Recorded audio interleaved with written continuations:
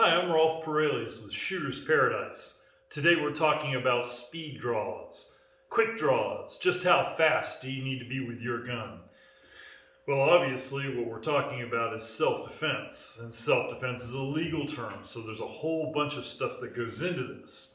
But let's look at just simply drawing your concealed firearm. You carry a concealed firearm on a daily basis to protect yourself and your loved ones, just in case the unthinkable happens. So how fast do you need to be with your gun, drawing your gun, getting it out, getting it on target, getting that first shot?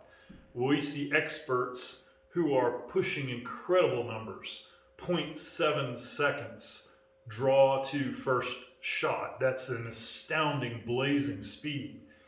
Is that something I need to be able to do in order to defend myself and my family? Is a 2-second draw, is that something that will save me? These are questions we need to address. So rather than focusing on the time that I need to get the gun out and get the first shot on, let's look at what skills do I need for self-defense. I think that's a better question, because a super fast draw is a skill. Now, we all have a finite amount of resources that we can put towards something. I'm only able to spend so much money on equipment and gear and training. I'm only able to spend so much time on these things. So we have to look at, how do I want to invest the resources that I have? And quite frankly, a professional shooter invests all of their resources there. Lots of people are not able to do that. Most people aren't able to do that. 99.99% of public cannot do that, right? So just remember that these guys that are just astoundingly good, often many of those people work at shooting for a career, and they shoot during the time you're at work. 40 hours a week, they're spending 40 hours a week at the range. So what does it take to be as good as that YouTube star, that world record holder? What does it take to get there? It takes a lot. So we have limited resources, and we need to look at where we're going to invest our resources. Understand that most people lack what we call soft skills. That is all the stuff outside of the shooting world for those that are using a gun for self-defense. Chuck Haggard says you need something between a harsh word and a gun. There's this incredible void there that we see. Most people lack the skills, people skills, in order to deal with others, to de-escalate potential problems that could turn into violence or deter violence. Those skills often are simply not there. So we need to consider what it is we're going to put our resources into. If my focus is only on shooting, I can expect that if my number gets called, I'll end up in prison. That's the facts. I need to know so much more. Society demands that I know so much more. I need to be able to identify that this actually was a situation where there was really danger present. So many times we see defensive uses of force where there really wasn't danger present, and tragedies occur, and these things oftentimes become criminal. People go to prison. So we need to understand that there's a whole lot more to this than just getting the gun out and getting shots on target. So Mark McYoung and Jenna Meek have done some testing. I would recommend that you look into these two experts if you don't already know them. No Nonsense Self-Defense. They've got a book out that is astoundingly good. They've come to the understanding, they're the only ones I know that have done this research, that you have about a minute from the time that the bad guy comes on the scene until deadly force, or the situation is over and done with. Deadly force is absolutely required, however that would play out. So, and there's myriad different ways these kinds of things can play out. So you got about a minute of possible time to affect your escape, your de-escalation, your deterrence, whatever it is that's going to happen, your use of force, you have about a minute. So reliance on a quick draw for self-defense means I've missed the majority of that time, because the quick draw is deadly force. And of course, we're not going to use deadly force unless that's the only option we've got on the table. So that means that there was 58 seconds of time that passed before the last 2 seconds when we went to guns and did a quick draw and pulled out and went to shooting. Well, that to me says that we have missed out completely on all of the soft skills that we need in order to be able to protect ourselves. Well, and if that happened, which it has many times, if that happened, then perhaps it would have been wiser to invest the time and energy in training into some of these soft skills and understanding how crime occurs, what leads up to it, what do I need to be looking for. If we knew that stuff, we never would have had to have drawn the gun anyway. I'll point out also, there's a term, the dead man's 10. Clint Smith likes to say, you can be killed by someone whom you have already killed. You see, bullets don't have instantaneous effect. I know that you've seen John Wick and the other movies, and somebody gets shot and they fly backwards, fly out the window. That doesn't happen in real life. Talk to veterans of major wars. Read up on the accounts these guys have gone through in major wars, and you'll read stories about a charge up a hill, and they get to the top of the hill and they're all standing around after they've secured the area, and one buddy will look at another and say, Joe, you're shot.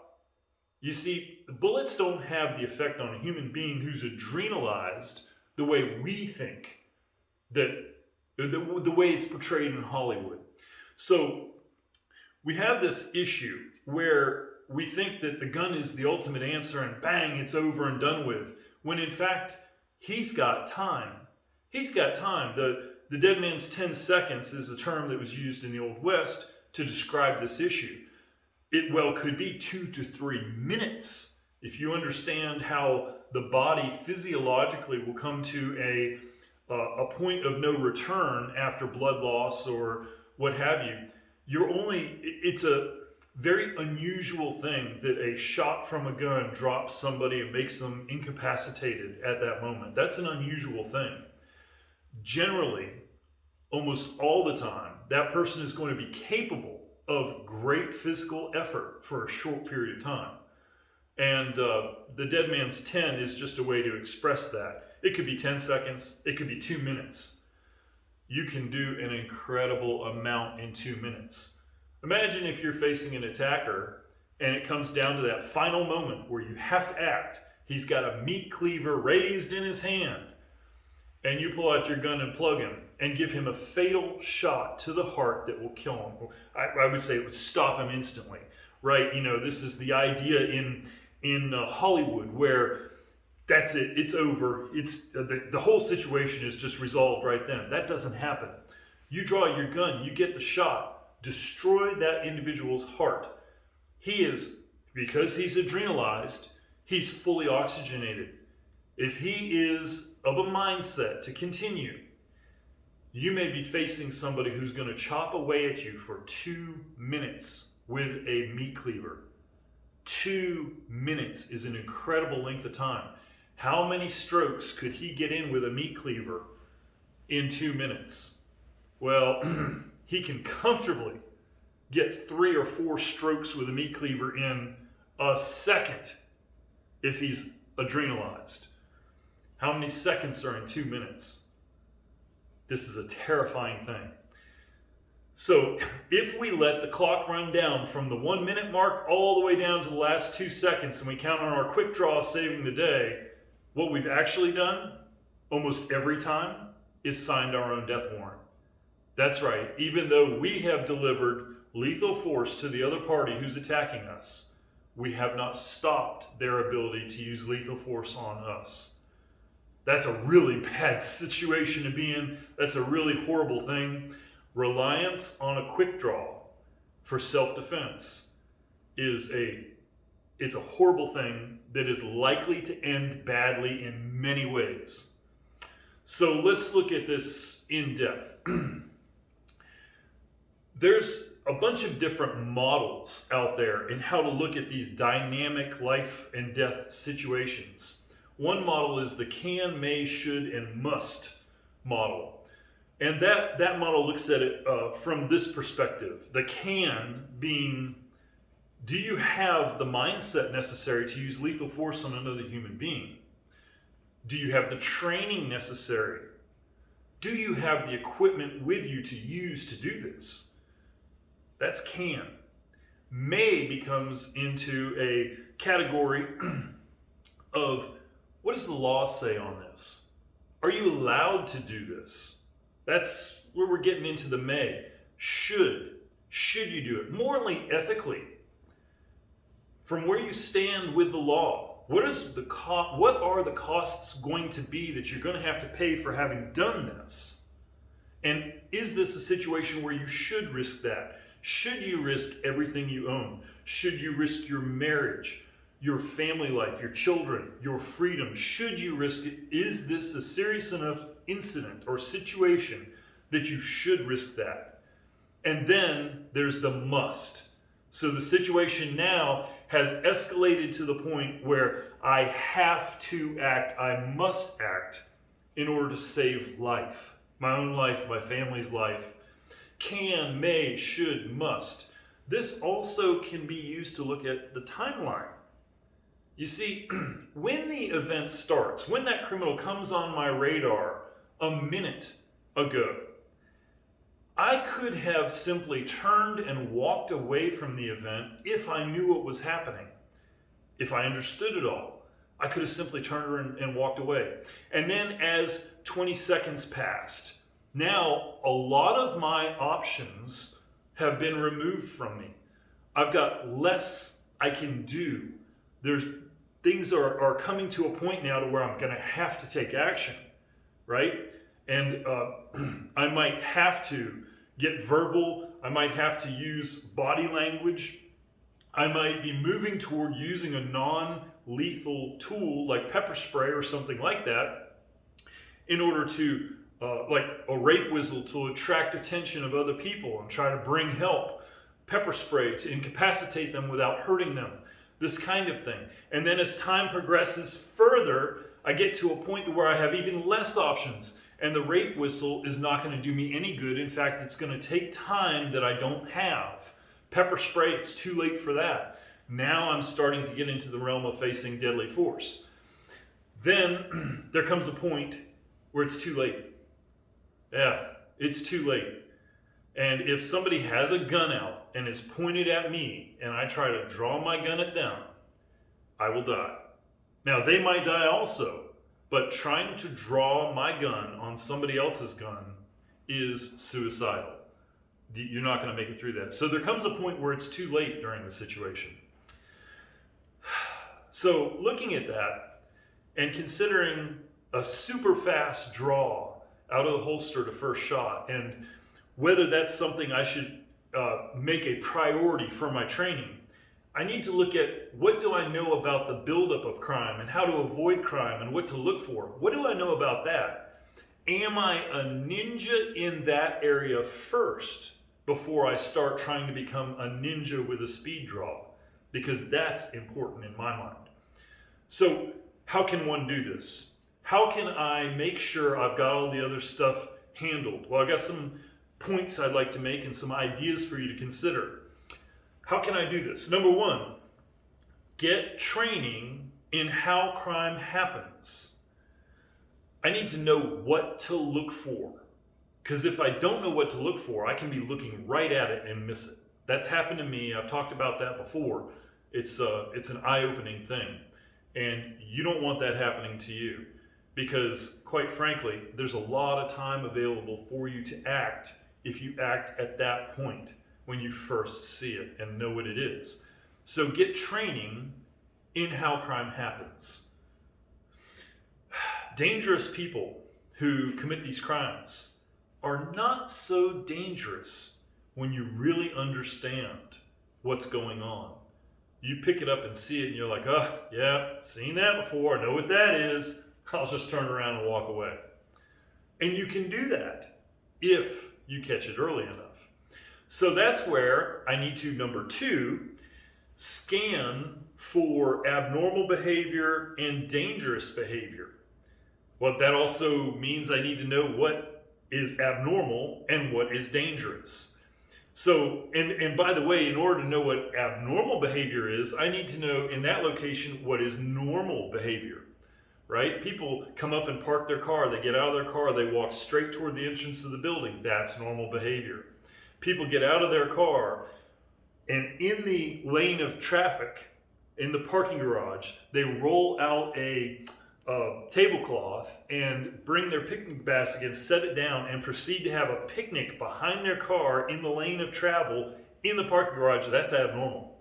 Now, is that dangerous behavior for me? I'm not taking part in this sit down in the lane of travel, obviously, but does that mean because they're acting abnormally that they're a danger to me? No, it doesn't. Matter of fact, we have a guy in the town I live in who's got a bicycle that he rides all over. And he's got an LSU bicycle and a Saints bicycle. They're all decorated and everything. And he waves at everybody. And if you're stopped on the side of the road for any reason, he's going to stop and chat with you. And he's incredibly gregarious. Well, that's very abnormal behavior. But that's abnormal. It's not dangerous. So the next thing is I need to know when abnormal behavior that I can see that really well. I pick up on it really quickly. I need to know when abnormal behavior has actually become dangerous behavior. And that's behavior that tells me that this person is planning to hurt me, right? So number 2 is to scan for this kind of behavior, which means number 1, I have to get training and know what that behavior is. Number 2, I have to scan for that.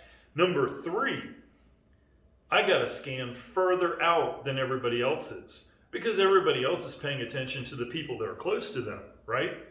We do that on a daily basis. So I'm scanning. I got that. Yes, but you're not scanning far enough out. See, that's what the criminal does. The criminal is looking further out. He's seeing you before you see him. He's doing things before you see him that would have indicated to you that he is a threat to you.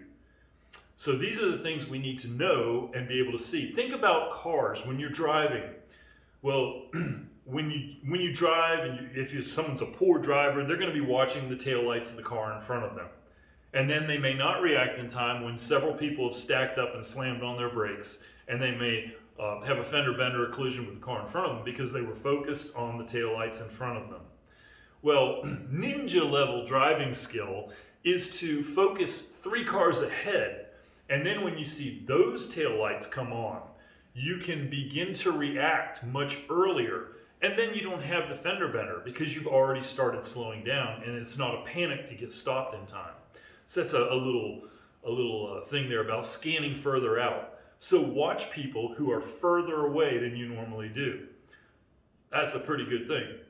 Number 4, you need to train what to do in situations. Thinking about it is a help because most people never have done that. But actually having practiced it, get out there and practice these skills. This is work. It's not flashy. It's not speed drawing from a holster and cool and that kind of stuff. But this is important skills that will save your life when the speed draw won't. So train what to do. Practice identifying the action and turning around and leaving. You actually have to practice these things in order not to fall prey to your subconscious mind that could make you freeze and these other things. Practice when to draw your gun. So based on others' actions, the timer starts 1 minute and it's counting down 59, 58, 57, and then at 45, the bad guy in your training scenario does the thing that legally, morally, ethically justifies your display of the firearm, right? That way we don't get arrested for aggravated assault, brandishing, something like this. And so at that point, at 45 seconds, when you've seen the requisite stuff you need to see, then you draw your firearm and get it out at the 45-second mark or the 30-second mark, not the last 2 seconds when he's got his gun on you, right? So you need to practice this because that's how we develop skills. You're not born knowing this stuff. It's okay. You're not born. I wasn't born knowing it. You weren't born knowing it. This is stuff we have to learn and stuff we have to practice. So that's number 4. Train when to draw your gun. Train when the right time is. Work out the laws, legal, moral, ethical considerations, tactical considerations in the comfort of your armchair. Don't do it at the time when somebody is coming for you. Number 5, know when it's too late. That's right. There is a point of no return where if you let it go too far and then you draw your gun, you've signed your death warrant. If he's already got his gun out, it's too late. And you need to, number 6, come to grips with that. You need to be aware that it's going to happen to you in life, that somebody is going to get the drop on you, and they're going to take your property from you. And you have to say, well, I lost that one. Because if you don't, and you draw a gun or another lethal weapon, you're signing your death warrant. So number 6 is to be prepared to give them what they want. Yeah, you actually have to be prepared to let them win. Because quite frankly, they already have. There comes a point where it's gone too far. They won. And now you can try to step up, but if you do, you're just going to die. So what do I mean about be prepared to give them what they want? Well, your car. Are you willing to die for that car you've got sitting in the driveway? Is that car important enough to you that you will die rather than lose it? The answer for me is no. I can get another car. I can get a nicer car, a better one. It'll have Bluetooth and several other wonderful things in it, a good heater and a good air conditioner, and and a color that I like more, maybe heated seats, right? I can get a better car than I've got now. I'm not willing to die for the car that I have. So quite frankly, somebody gets the drop on me and they put the gun into my back and say, give me your car. The answer is yes, sir. And the keys that I give him are the vehicle keys. My house keys are separate in my pocket. So he's not getting my house keys also. I've prepared to give him what he wants. Because, by the way, my registration is in the car, and if my house keys are on the keychain, he can see where I live, and ... So I've made preparations to give him what he wants. I've made preparations to give him my car, because he's threatening to kill me if I don't, and he will do so if I don't. What are you willing to die for? You want to die for your car? How about your wallet? Oh, he came up to me and wanted my wallet. So I have made preparations to give him what he wants. Here's a wallet. You can have this one. It's got some money in it and some cards and all, and it looks like a wallet, and there's $23 or $4 in here. $20 will buy a crack rock, right? So I've given him my wallet. What he didn't know, that's, by the way, this is not a new idea. That's chump change, right? What he didn't know is this was the stuff he wanted. Right? So I've given him, I've made preparations to give him what he wants.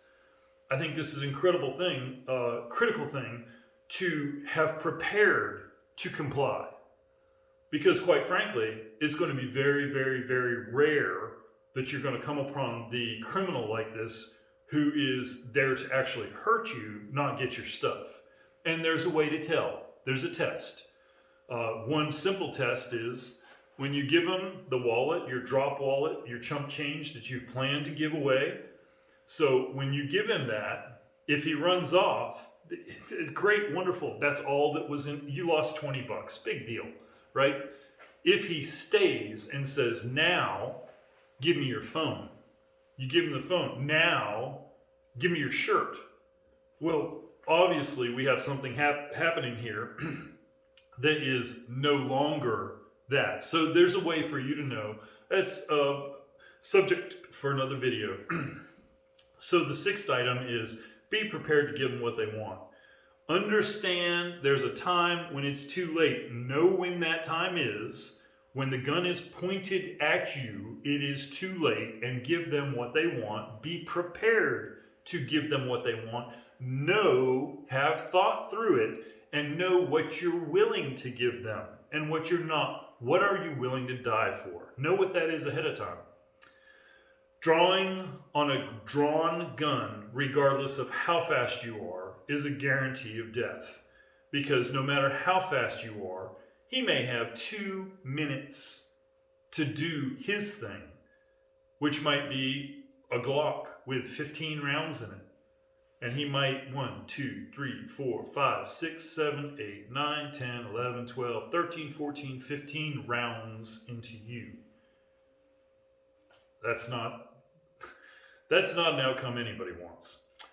So, my opinion, for those that were interested in it, is that a good standard is anything 2 seconds and under. 1.8, 1.7, 1.9. If you're at 2.0, that's a good draw from concealment. One of the keys is that you've done that draw enough to establish it in the procedural memory in your subconscious mind. And we hear different numbers. Oh, you got to do it 10,000 times. I think 4,000 might actually be a more realistic number. 4,000 to 5,000 times of doing it. And that burns it. It's like putting on your seatbelt. You don't even remember doing that last time you got in or out of your car. That's part of your procedural memory. So we can burn the draw of the gun into our procedural memory by doing it multiple times, carefully, slowly, that kind of thing. If you've done that, so that you don't fumble the gun or do something horrible like that, so that you've practiced with it, then a 2 second draw, I think, is fine if you've invested the time into understanding what's going on, what to look for, these 6 items that I listed. Because quite frankly, if you missed all of that, and what you caught was this right here where he came up with a gun, it's already too late. You're either going to comply or you're going to die. He might die also, but that's what it is. What it is. I think 2 seconds is a very effective and reasonable time frame for the average person. Now, if I had the resources to go into developing a 0.7 second draw, which, by the way, you're only going to get from maybe an extreme magnetic race holster or an appendix holster, I think that if you have the time and can work on the faster draws, there's nothing wrong with that. It's a great skill to have. It's just the likelihood that you would need it is practically zero. I mean, it is practically zero that if you have the other skills, you're going to need that super fast draw because you will know when to draw and you'll have all day long to get the gun out and do what you need to do with it. Because you recognize things and you do them in the proper time and you don't wait to that last moment where everybody's going to die. I think that if you can get the gun out, if the event is a 1 minute event, if you can get the gun out at maybe say like the 30-second mark where you have another 30 seconds coming before, that would be awesome. In order to do that legally, you need to know what the laws are. You need training there. And there's lots of resources for that. So I just wanted to discuss this a little bit and flesh it out. I hope this has been helpful to you. We'd love to hear from you. Stay safe.